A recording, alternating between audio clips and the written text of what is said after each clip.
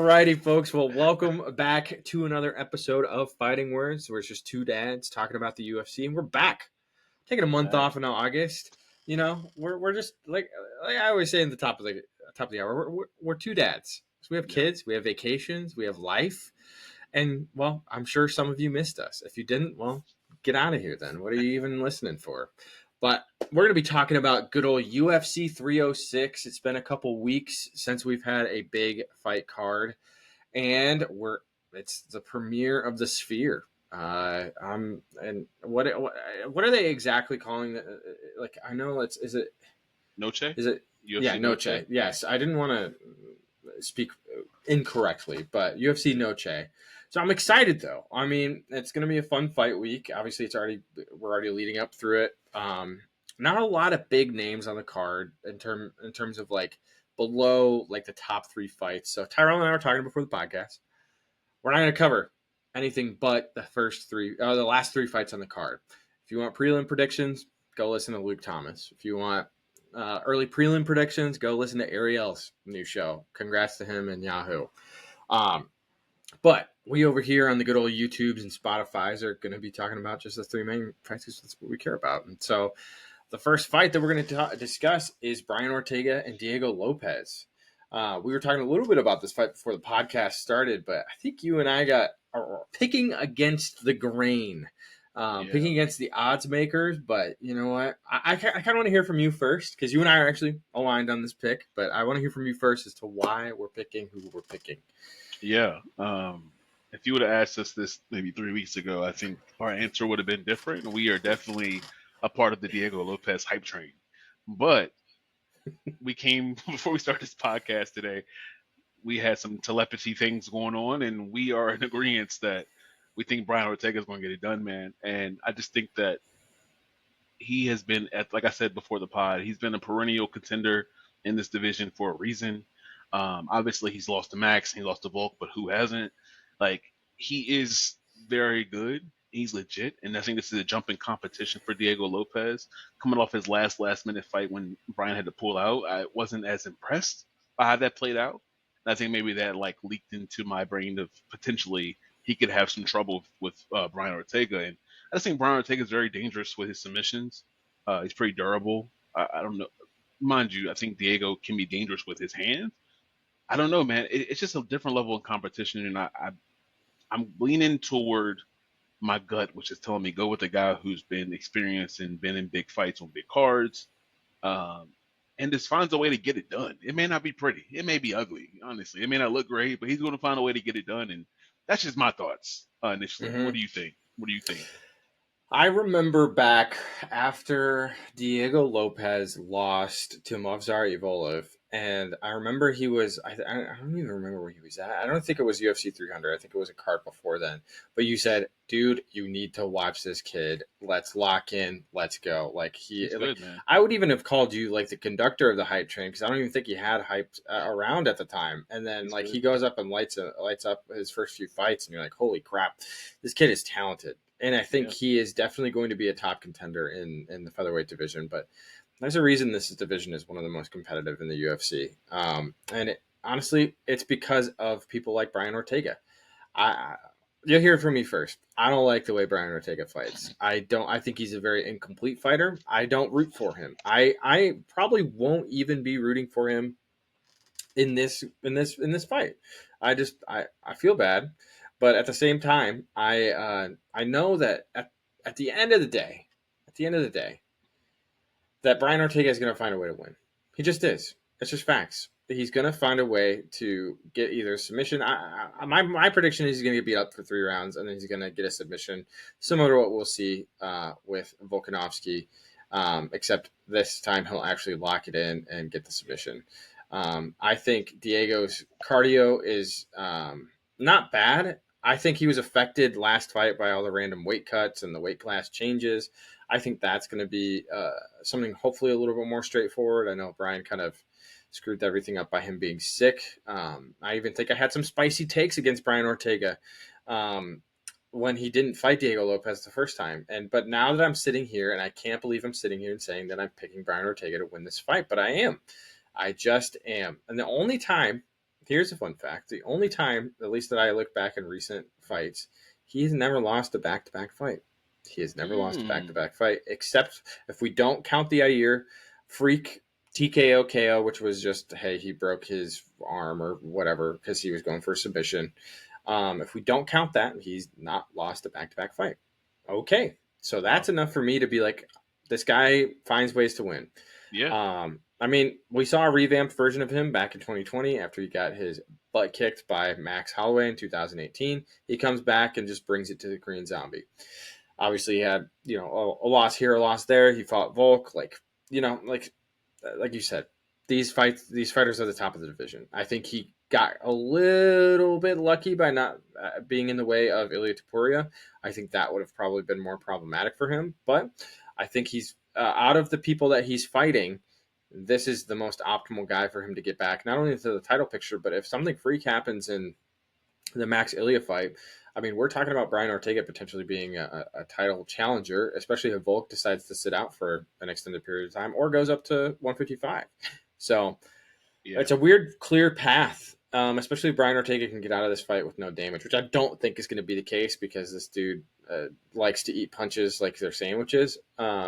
So I think that he's going to have to rely on his durability, and if he can do that, then I think he'll be in a good spot. If he can somehow get him to the ground and work a submission, but I don't know if his striking gets it done. I was gonna say, I'm even gonna throw this out there, y'all. Like Brian Ortega's gonna put some hands on him too. I'm thinking he may put some hands on Diego too, because I don't think that's what Diego's gonna expect him to try to do. He's gonna be Yeah, so worried about that take. Yeah, man, I don't know. Some If you'd asked me, like I said, a few weeks ago, I'd have been like, Diego's got it. But something is telling me I shouldn't bet against Brian Ortega in this fight, yeah, it's a and maybe weird we'll be vibe. wrong. But Yeah, obviously, still a part of like, hey, like Ian said, I may be either VP or president of the Diego Lopez train. Like, big fan, but I think I'm gonna go with the vet that just seems. I don't know. This seems like it's aligning perfectly for him. He wins this fight.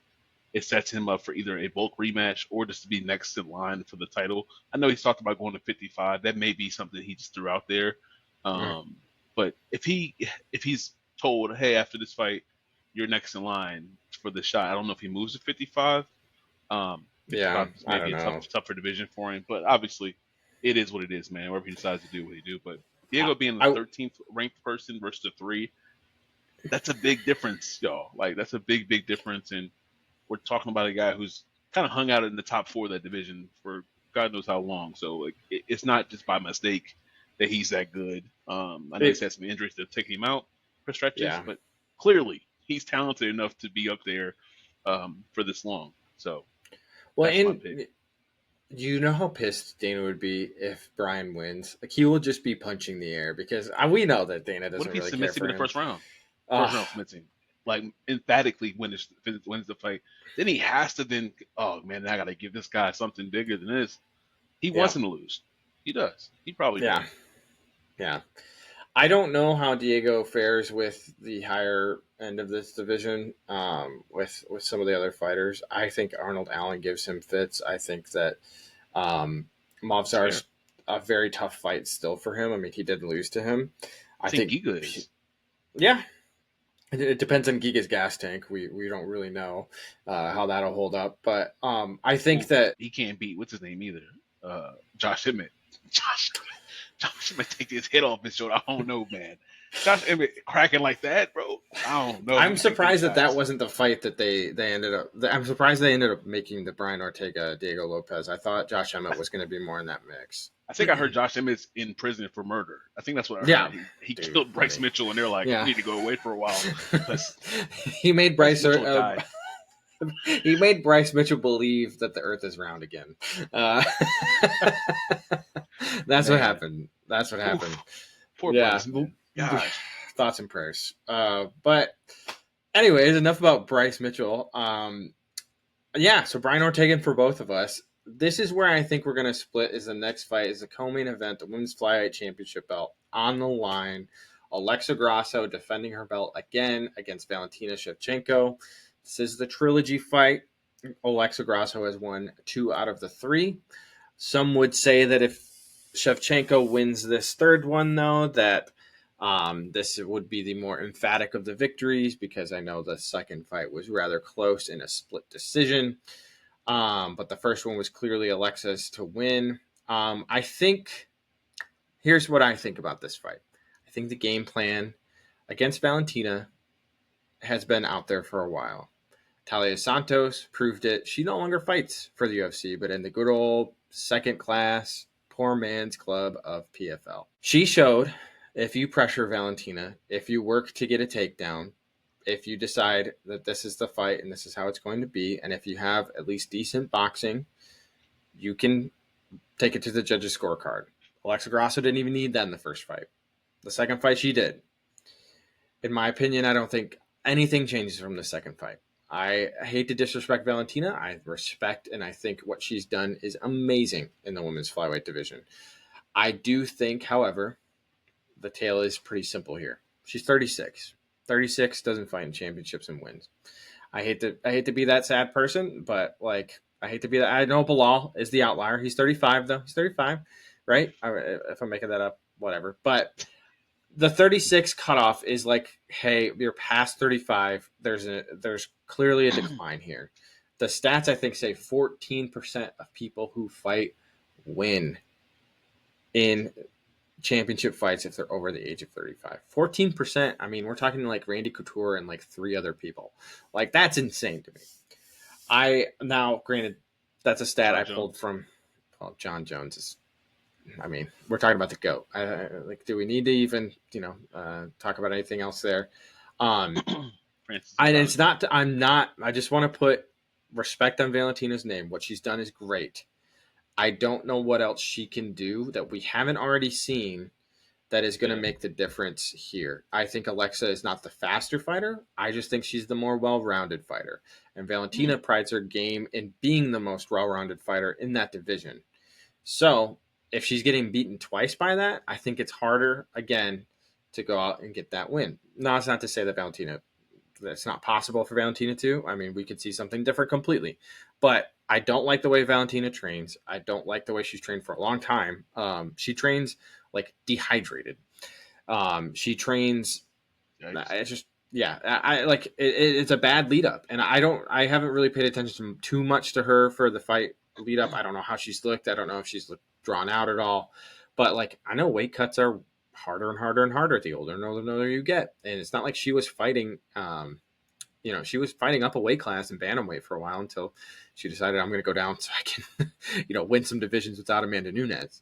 So I don't know. I think there are a lot better fighters too than this fight. I don't really like this championship fight, to be honest with you, because whoever's taking that belt is going to lose that belt to Manon Farrow. I mean, we're talking about an absolute monster waiting the wings. Yeah, it's a tough fight for either of them. Yeah, it's not going to be great. I'm going full vibes on this pick. Well-rounded fighter. I've thought it through. If I'm wrong, I don't care. I'm here for a good time. I hope it's a bloody banger. And I mean that as in, like, I hope they just beat the snot out of each other and we get, like, Zhang Weili and not Valentina. Joanna part 2, except the real true part 2. Yep, the GOAT. So that's my argument. That's what I'm feeling at. Alexa Grasso. You're wrong. What you think? Yeah, that's all right. You're wrong. You're wrong. It's okay. It's okay to be wrong. We've been gone for like a month. It's okay to be wrong. I get it. You're rusty. You're wrong here. I like Alexa too, but you said she's better at takedowns, and that's not true. Like Valentina is known. It's way more takedowns in fights. Her average is way higher. Valentina averages 2 takedowns a fight. 2.5 takedowns a fight. This guy goes and Googles it real quick just to make a point. When didn't she get submitted and like take down a lot in her previous fight? You mean? Oh, she got her back. She caught her back. She made a mistake and she turned her back and she grabbed her real quick. But have you ever seen anyone else do that to her? No. Talia Santos. she didn't choke her out. But she was able to get on her back a few times. That woman's also weighed like 170 pounds in the division. She was huge. She was a big lady. She was so big. She was a big woman. But anyway, her takedown accuracy is great. She's 63%. And then I don't know if you remember, in that second fight, Valentina definitely was taking her down. She was actually because that's where she saw her thing, like her strength. Because we know Alexa is a boxer. She started as a boxer. That's her background, right? She's a boxer. So like takedown is not her thing. She's obviously worked really hard to become better at takedowns and submissions and such. But that's Valentina's probably bread and butter in this fight, I think, to help her point win. I don't think either one of them are going to Mm-hmm. dominate each other. It's going to go down to decision, and I think that where Valentina probably is going to win a little bit more rounds, is she's going to, from the jump, I think, pressure to get takedowns and try to get control on the ground. Well, that's what made the difference in the last fight, is that she was able to do it, but she was able to do it later too. That's the other thing. So that's the game plan, I think. Yeah, I could see that happening. I think in the second fight, she's like, okay, because in the first fight, Valentina to me was having success on the feet. She still was. Like, they were exchanging, yeah, obviously, but to me, before that submission, Valentina was winning that fight. She made a mistake and she got submitted, right? And in the second fight, I think she came out doing I'm a strike too. I think Alexa looked a lot sharper with her striking, and she was tagging her up. And she was like, whoa, this ain't great. And she started taking her down in that third, fourth, fifth round.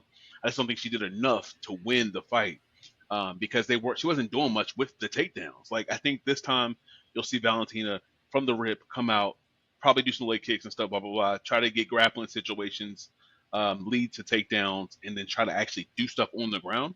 I will say in recent fights leading up to the Alexa Grasso fights where she took people down, I didn't feel like a lot of abuse was happening. She did beat somebody up. She put him in the crucifix and she was pummeling them pretty bad. I can't remember who that was. Oh, it was Andrade, I think. So, like, she can do this. Like, I think that you'll see her do that. Like I said, I think Alexa is very good too. But if I'm going with my gut and how I know, Valentina is cerebral, man. And I think that she took that second fight too fast. And I think she went there, and it sounds horrible to say, like, but she went there probably a little emotional, thinking, all right, you didn't beat me, I lost. That's how she still feels. And she went in there thinking, I'm just going to strike and beat her. And Alexa came out with a game plan ready to go, sharp, got the championship bump for having a strap now, so she's even more confident. And she was piecing her up. Yeah. And she lost those rounds, and it got muddy even in the third and fourth. And those rounds became hard for judges to give to Valentina outrightly to help her win this fight. And she tried to blame it on saying it was the Mexican holiday, and that was crazy to say out loud. What on earth is she doing fighting on this card then? That's like exactly. She didn't want to. You know that, right? She didn't want to fight. Yeah, I know. She was worried I know. Going to cheat her again. And I think that for that reason too, I think you see her come out a little bit more serial killer like, spicy. Yeah. And want to more spice on it. Prove a point here, like, hey, this is my belt in my division. And I think Alexa's going to come out very confident. But I can see, I can envision it. I can see after the fight, Alexa saying, I respect her. It's a great fight, and I'll be back. And Valentina is back to, like, I'm back. Like, just is back to her spot, bro. And then we could also see super fight with Manon. Then we'll get the crazy fight. That would be insane. But Manon, I think, beats both of those women pretty handily. She should. She's bigger than them. She should be. She's huge. Yeah. Talk about Taila Santos being big. Manon's like 2 times the size of her. I just think as it's standing right now, I don't know why I have this feeling, but it's the same feeling I've had with a lot of the other champs that we've seen kind of rotate out. We've seen Volk start his rotation out. We've seen Izzy start his rotation out. We've seen Kamaru, I'm not going to say that just yet. I'm not being disrespectful. I know you love Kamaru, but don't do it. But we're seeing these fighters start to lose what they had. And is Valentina a part of that? I think that's a storyline to at least pay attention to. Like, if we get to round 3 and she looks like she's moving through mud, or even if she's not moving through mud, like, have we witnessed the drop off of Valentina yet? And I think that's a weird question to ask though, because have we seen her? I mean, she still didn't win. She still didn't win that last fight. She still hasn't been dominated though. Like, I consider her getting dominated. Like, that's what I'll be like. Okay, all right, you may be going on the other end. Like, you know what I'm saying? I saw Kamaru kind of get taken apart a little bit by Leon the third time. I think Leon kind of, to me, controlled that whole fight. If you look at somebody like Volk, well, he went to sleep. We're seeing these people like Izzy got beat from bell to bell by Sean, and then he just got submitted, which is crazy, by DDP. So when you name these other people, they've lost, and they lost definitively, right? Like, and because Izzy was getting chewed, and like there's no question, he was just getting pieced up. I love Izzy, but it hasn't happened on her yet, and this could be the fight, and I'll be okay. I'll come back and say that, but until I see something that makes me feel that way, I haven't seen it. And although Alexa has very crisp boxing, she ain't really hurt her with no strikes. She ain't like get her like that. So I'm like, how do you put her away? I don't Yeah. know. Like, you're not going to submit her again. I don't think she's going to get her neck again. I would. I'd bet a lot of money she won't submit her again. But I think, yeah, it's going to be an interesting fight. I'm looking forward to it, obviously. But I think I'm ready for this chapter to close too, because that's another thing, We right? When you name those other champions, we saw them go through multiple people. Well, we saw Valentina run through a lot of people, and she's been stuck in this little thing for a little bit. So it's not like you've seen. So she hasn't. We haven't really seen her slow down. She's training for the same person over and over again.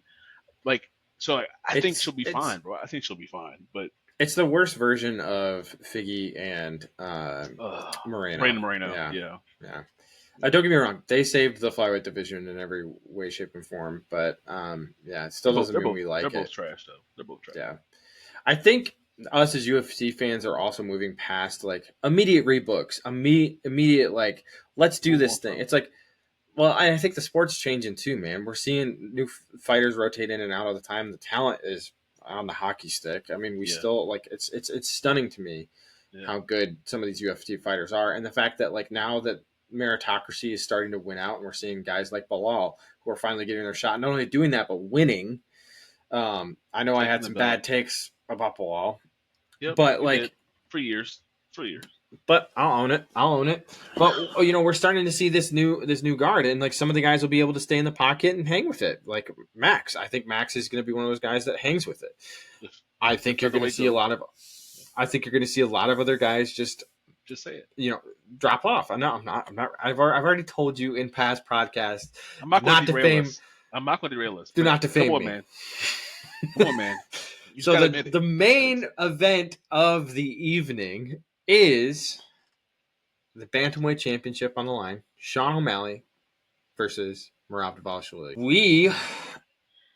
This is a fight, man. This is a It's a good fight, fight. and I've kept it 100 with you. I told you I'm full on vibes picking, and so this will kind of be my like this will be my test. If I win out in this card for at least these three fights, if I win out with these three fights, there will never not be a vibes pick for Ian moving forward. I will pick across the board vibes forever. You heard it here first, folks.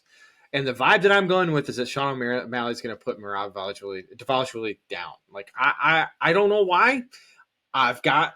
I feel like we've mentioned this a few times, maybe on the podcast, maybe in passing, but like Sean's like the cloaked guy in the alley. He's like, and I got this surprise for you, and he knows it, and he knows that there's something that he's going to surprise everybody with. Could be wrong. I mean, Marab's not the best striker in the world. We accept that. He's an incredible wrestler. And that's where it's really hard for me to be like, yeah, let's analytically view this as Sean's going to win or Marab. Like, analytically, yeah, Marab is going to have the higher play here. But I'm going with the vibes of Sean O'Malley. I'm not even a big Sean fan. I just want to see him like win a few more championship belts. That would be fun. Like, cool. Like, he's done it. Make it maybe a little more interesting in bantamweight with a couple other fights. Maybe he goes up to featherweight. Who knows? But like, I don't know if I'm ready for the Sean O'Malley train to drop off the cliff because it's going to after he loses, whenever that is. But I just don't have the feeling that it's going to be this fight. And I mean, he beat his teammate pretty handily. And I think that he does a great job at making guys uncomfortable. And it's because of the range. And it's because you can't do what everybody else does to him. I mean, out of respect to Marab, I'm not taking anything away from his talents. I think that he's insanely talented as a wrestler. But he also beat guys who are the same height as him. Henry Cejudo, Peter Yan. He put on a clinic with them. The other people that he struggled with are the people that he can be kept at range with. I mean, Marlon Moraes almost knocked that man out 3 times in that fight. And the Marlon fact Moraes that is 5'4". He's little. no. I'm pulling. Oh, Let okay. me. I'm talking more about the striking, Okay, but okay. like where he struggled with being able to a guy who can keep you at range and keep you away. That's not been a good game plan from Rob. So, do I anticipate him just kind of bullying Sean? Sure, but the vibes are there. I'm feeling them, and I'm picking them Vibes. up, and I am rolling with it. So, Sean O'Malley, if you disappoint me, I don't really care. But choo choo. That's all I got to say. Choo choo. Yeah. I think that leading up to this fight for the last month or so, we've been talking a lot about this off camera, and yeah, and we both have been agreeing like something about Sean makes me feel like he's gonna win this fight. Like the way he's carrying himself, his aura, blah blah blah. Right? Like it just something seems to be in the air here. But then I'm not on the vibes check right now, man. I'm going with full brains on this, and it's like Marab. Marab is the machine for a reason, and I will not disrespect this man for being the machine. One could say Leon Edwards is a striker that uses his length and stuff and speed to strike. And I watched Bilal Muhammad walk him down, get in his face, and do whatever he wanted to him. And I think Marab is going to do the same thing to Sean. Sean has never Yeah. felt uncomfortable like this before. He knows that he has the craziest cardio. He knows he's the best wrestler he's going to face. He's better than Aljo. Aljo was getting whooped by this guy in practice probably every day because Aljo gets tired because he's cutting 45 pounds of weight to get to the division. This guy is the machine for a reason, bro. He just terrorizes people. He picked Henry Cejudo up and carried him like a baby. Like, bro, Yeah. we can't ignore that. We can't ignore how many times he took down and shot on Peter Yan, bro. That is insane. Like, Sean O'Malley got taken down by Peter. He made Peter look like he was 7 years old. Like, he should not have been in there with him at all. Yeah, that was a brutal fight. Aljamain Sterling has always been the funk master for a reason. He is very funky. His style he's weird, unorthodox. And I think that he seems strange in there. Like, he does weird movements. And with Sean O'Malley, a sniper, you doing weird movements, trying to figure a way to get close to him. He's just waiting for you to show that chin and he cracked it. That's what happened. And then Aljo was trying to throw weird strikes. Like, bro, you can't do that with him. You have to be tight and concise if you're going to fight a guy that dangerous, that much length on you. He didn't do it.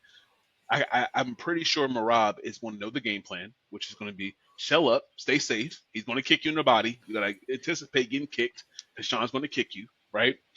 But once you get in that range, you close the distance, cut off the cage, and get to him. You're going to take him down, and I'm sure he's going to use the cage to his advantage. And I think Sean has okay defense. I think he does too. It's a different breed, and it's the pace. Pick him up like this. Bang, right? It's the pace too. Just like Bilal with Leon. Leon, you're great when nobody's pressing you that much and you're not on your back foot. Sean's going to have to do a lot of dancing and running around, and that's going to make him tired. Just that in itself. Like, he even said, like, Sean does pace himself well, but he's had to pace himself well against Cheeto Vera because Cheeto wasn't trying to take him down. But you saw he hit a little gas in those later rounds to me. And Peter, it's because he was throwing so many strikes trying to finish him, but he couldn't, even though he's picking the spots. Yeah. I think the difference is from round one, from the bell go, Marab is then going to start stalking him. And unless Marab is stupid and goes out there with his chin there, I don't think he's getting caught and finished by Sean.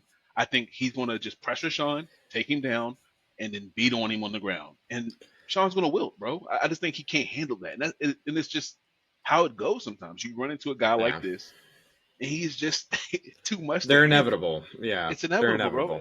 Yeah. And and this is why I say he definitely seems confident, and I personally thought also like something's going on. He knows something. And I think he does. I think his coach is trying to hype him up though, and I think he's trying to hype himself up. There's a reason he was trying to avoid Marab and try to go fight at 55 because he knows this guy right here. It's kind of like how Leon was trying to avoid fighting Bilal. Like, he knows too. They know, their camps know. They're very smart, great coaches, and I'm sure Tim's like, "Oof, his wrestling's gonna be a lot." But if we can like sustain that, like we can like survive that, we can win this fight. We can find our shot. And I think Sean's game plan this fight is going to be, I'm going to get taken down. My hope is that Marab gets tired. I can find that one shot in one of these rounds to beat him. And it's not going to happen. If there is one striker to do it, though, it is him. I mean, talk about a guy who knows how to place a shot perfectly. I mean, he's going to have to figure it out quick. He's going to have to figure it out quick. Here's my rebuttal to that, right? And I'm a Sean. I like Sean too. Yeah. Not as much. We neither one of us are big Sean fans, so we don't defend him like that. But I haven't really defended him. This is my vibe. I know. It's about. But this is for good discourse, though. No. My rebuttal to that is, how many top level fighters has Sean fought where you've seen him find that shot to knock them out? Most of his knockouts are against guys who are probably not on the card anymore. I mean, on the team, on the UFC roster anymore, right? No issues. The only person he's cracked and did not knock out cold was Aljamain. And you could say, I thought it was still kind of an early finish. He wasn't out of it to me. I think they should let it play out a little longer, right? But he shot O'Malley and they love him. He's a superstar, so they wanted to make it in. And other than that, he beat up some random dudes that we don't know who work at grocery stores now, like, and knocked them out. But like, we've never seen him do it against the big names. He didn't do it against Peter. Peter and him was a close fight, and some people think he wobbled him. Yeah, he wobbled him. He did. But then Peter came back and wobbled him. Yeah. That's the hardest punch he's ever taken. Like, I think that there's something to be said about when you get the speed the speed. You get sped up to the championship, and he did that. He got the speed course to the title, and hey, I'm okay with it. He's polarizing, but what comes with that is when you run into monsters at the top of your division over and Hmm. over again, you're going to get tested in ways you haven't been tested, and that's what he's about to run into right here. He won at Henry Cejudo. You know why he won at Henry Cejudo? Not a great Hmm. striker, little, old. So he's trying to get the Henry fight instead of Marab because he knows Marab is the more dangerous fight. He's about to find out Saturday. Yeah, I think. I mean, there's nothing I sit here and disagree with you with. I think that there's a lot of Go Bobs. like, Go yeah, but Bobs. I am going with the vibes. But here's the thing. Here's the only thing that and I will pull up why I feel the vibes this way. It's similar to how I felt, and I'm not comparing the two exactly. So, viewers, Tyrell, let's all just Oh take a Lord, chill don't say pill. Conor McGregor. Jeez. No, no, no, no, no, no, no, no, no, no. I'm not that guy. When Izzy came up, got the belt. He got the interim championship and then beat Rob to get the unified belt. No, no, listen. Who can't do that? No, Who can't but beat Rob? there were some people that had doubts about his performance because Kelvin Gastelum's not known for bringing it to people like he did in the interim championship. And so when they unified it, he was like, okay, cool. Yeah, like we kind of guessed Izzy was going to be the guy.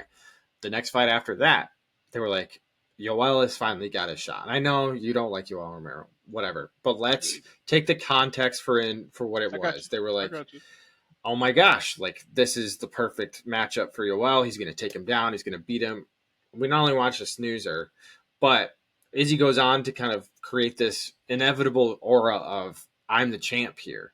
And I think we're kind of sitting in a very similar situation here. Do I think that Marab's just going to freeze like Yoel did? Absolutely not. I don't. Marab is way too confident, and I love him as a person and as a fighter. I think he's fantastic. But I mean, it's one of those weird fights in history where you assume everything is going to go the way that we predict, and then something's going to go wrong, or something's going to go different, or something's Yeah. just there's that or something. So Right. that's why I can't pick I hear you. against it. But I hear but you. I will say this for the listeners out here. This is one of those linchpin moments though where it's the same thing that we did when we picked Yuri to win against Pereira, and that was a bad decision. This could be one of those bad decisions here. It's a bad decision for you. It is. It is because we've watched this whole train from start to now, and this No, yeah, like it's such it's and I hate it because I love the UFC, but they do have these people they pick, and they like to pick and choose who they have them fight to keep growing the aura around them. And how do you end up fighting Cheeto Vera over all the other people in that division when Cheeto's in losing streak? Because they know it's an easier fight for him, and they wanted the easier fight for him, bro. There's no way Marab should not got the next fight. Also, Aljo could have got a rematch if we're being honest. Also, yeah, how many of those top five people do you think Aljo would beat if he kept the belt? I think Aljo was on the way out anyway. Like he just yeah. needs to get out of the division. He's too big. He can't handle it. But also skill wise, the Corey Sandhagens, the people that are in line waiting for this strap are problems. They are problems for Sean O'Malley, bro. They Yeah, just are. Those top people are scary for him, and he's picking and choosing. yeah. The Umar. train. Come on, man. The train ends here. It's like Yeah, it ends here because you're not getting through this guy, bro. You're just not getting. He's beat everybody thrown in front of him convincingly too. It's like scary. Like, bro, when he did that yep. to Peter Yan, bro, I'm like, what That is was going on? one of the most satisfying things I've ever seen in my entire life, though. And I then can't and then stand Peter. and then when he and then I know me either. And then Henry Cejudo, how he treated him, bro. Like, this is not like That was this is borderline not easy. disrespectful. This is an Olympic wrestler. Yeah. So why do people think that he can't get this pink haired dude to the ground, bro? He is going to take him to the ground and beat on him, bro. He is going to beat on him. Like I like Sean a lot too. He's fun. Yeah. But you're fun in the sense of like, yeah, you can have some highlights here and there, but like, bro, there's no way. Like No. I think before this episode, I was still kind of like, I'm thinking it out and thinking about what's taking You've talked place, yourself into it. bro. Yeah. It's like, what am I? I'm not gonna. That's what we did with like you just said with Alex and Yuri. Why was I ever thinking Yuri was going to beat him? Like, it's not real. It's nobody can beat Alex Pereira, bro. Like, it's not going to happen again. To In all that the division, Vibe it's over. listeners out there, you can ride with me. Come on, let's go. Let's go ride the vibes. If we get Yep. crushed, that's what we're here for, folks. And We're if gonna we see 5 win, rounds of ground and pound. yeah. Be 5 rounds of ground and And pound. I'm That would be laughing. sick. That's the thing is I'm laughing not because out of pain, but more out of like I know it's about to happen. But we're here for the vibes. Sean's hair may be blue, pink, and red. Like it may be blood all over that. Them braids Yikes. are gonna be bloody, boy. He's gonna because people don't like Marab is not the he's not what's his name? The guy in lightweight we don't really like too much. He just lost to Dan Hooker. Why am I forgetting his name? I get Matush Gamrot. Yeah, Mr. He struck a little bit his last fight, so I give you respect for that. But usually what he does when he takes people down is what? Nothing. Yeah, Nothing. he lays on him. Yeah, exactly. That's not Marab. Marab is going to throw elbows. He's going to be punching. He's going to be trying to hurt you. And just laying on you is going to be rough. Like him putting the weight on you is going to be rough, bro. He's a great wrestler. I think it's going to be problematic. It's going to be it's going to be problematic, bro. He has an average of 6 takedowns per fight. Most of his fights are 3-round fights, Ian. 6 takedowns per fight. 6 takedowns. An average of 6 takedowns. Sean's defense is 62%. Don't get me wrong, that's good, but it's not good enough. When Henry Cejudo's going for rides, you're going for rides. Going for rides. So enjoy your vibes. I'll be on my couch watching, laughing, texting Ian about how I told you, and how I went 3 for 3 on the fights for the night. Okay. Yeah. Okay. But you can't. I will at least share in one victory if you go 3 for 3. So you know what? You'll be 1 and 2. You'll be 1 and 2. This is pretty normal for you. This is pretty standard for you. Buddy, Mr. Bob's man. It's okay. Do your thing. Do I need to pull the receipts of who's picked better out of the two of us? Do I need to? Folks out there listening, can I just say something? Oh my god! There are many episodes that Ian Mishak has not released. They're in the vault. Oh, okay. And most of those episodes have me picking fights of cards we've all watched, and they have me in a favorable light. Just so you know. Just so you know. I like how he grabs the mic, folks. Well, to cap this all off, whoa. I'm gonna end this. I'm gonna end it here. Because we gotta somehow put an ending to this. Viewers, if you've stuck around to listen to us badger each other about fight picks and what we think is going to happen this weekend, let us know down in the comment section what you think. Drop us a subscribe. Follow us on Spotify. Fighting Words, we're back. So excited to have you guys back and listening and tuning in. And yeah, if you leave a comment, we'll be sure to read it out on the show. We'd love to see that engagement down below. So, hey, we'll catch you guys next week in the review of the fight card. And I'm sure one of us is going to be laughing hysterically and the other one's going to be all out vibes. So we'll catch you guys next week. Peace.